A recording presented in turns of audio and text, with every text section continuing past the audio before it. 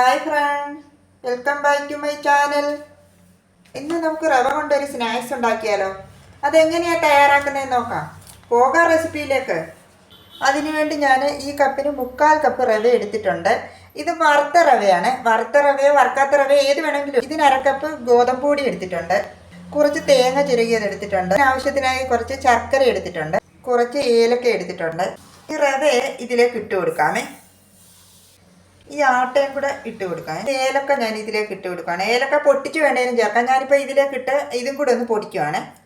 ഒരു പിഞ്ച് അളവിലെ ഉപ്പും കൂടെ ചേർത്ത് കൊടുക്കുവാണ്. അത് ഞാനൊന്ന് പൊടിച്ചെടുത്തിട്ടുണ്ട്. ഇത് നല്ല ഫൈനായിട്ടൊന്ന് പൊടിക്കുകയൊന്നും വേണം. ഇനി ഇത് ഈ ബൗളിലേക്ക് ഇട്ട് കൊടുക്കാമേ.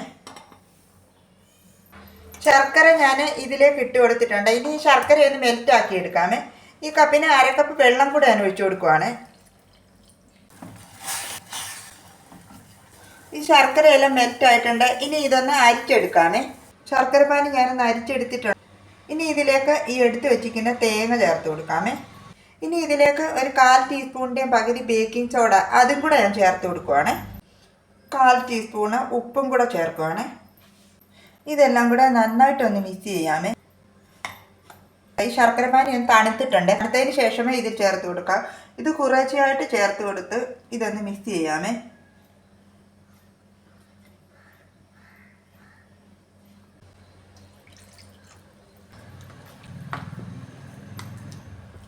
റവയല്ലേ, അപ്പോൾ ഇത് പെട്ടെന്ന് അങ്ങ് കട്ടിയാവും. അപ്പോൾ കുറച്ച് വെള്ളം കൂടി ഇത് ചേർത്ത് കൊടുക്കാമേ. കുറച്ച് വെള്ളം കൂടി ഞാൻ എടുത്തിട്ടുണ്ട്. ഇതും കൂടെ ഒന്ന് ചേർത്ത് കൊടുക്കാമേ. എടുത്തിരിക്കുന്ന ഞാൻ പച്ചവെള്ളമാണ്. ഇതൊരു 20 മിനിറ്റ് ഒന്ന് റെസ്റ്റ് ചെയ്യാൻ വെക്കാമേ. ഒരു 20 മിനിറ്റ് ഒന്ന് റെസ്റ്റ് ചെയ്യാൻ വേണ്ടി വെക്കുവാണേ. 20 മിനിറ്റ് ആയിട്ടുണ്ട്.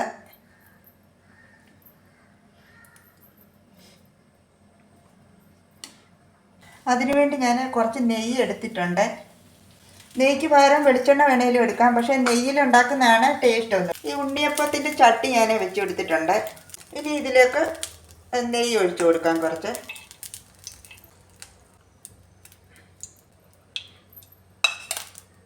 ഇനി ഇതിലേക്ക് ഇത് കോരി ഒഴിച്ചു കൊടുക്കാം.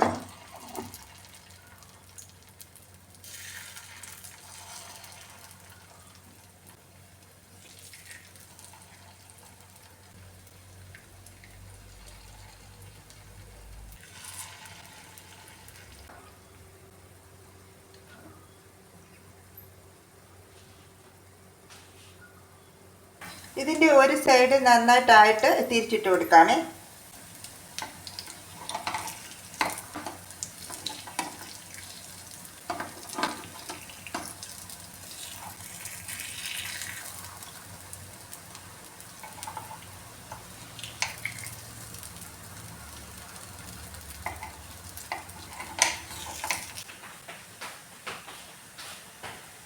ഇത് ഹൈ ഫ്ലെയിമിൽ ഇടരുത് കേട്ടോ.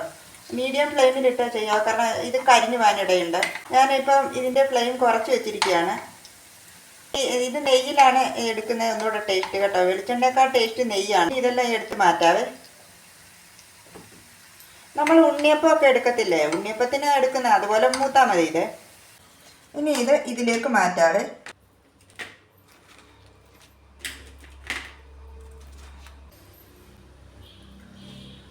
നല്ല സൂപ്പർ ടേസ്റ്റാണ് ഇത്. നിങ്ങൾ ഇതൊന്ന് ട്രൈ ചെയ്ത് നോക്കുക. ഞാൻ വെറുതെ പറയുമല്ല, നല്ല ടേസ്റ്റാണ് ഇത്. വേറെ ഞാനൊന്ന് മുറിച്ച് കാണിക്കാം. ഉള്ളൊക്കെ നന്നായിട്ട് വെന്തിട്ടുണ്ട്. നിങ്ങളിത് ഉറപ്പായിട്ടും ഒന്ന് ട്രൈ ചെയ്ത് നോക്കുക. എൻ്റെ വീഡിയോ ഇഷ്ടമായാൽ പ്ലീസ് സബ്സ്ക്രൈബ് മൈ ചാനൽ. അടുത്ത വീഡിയോയിലൂടെ നമുക്ക് വീണ്ടും കാണാം. താങ്ക്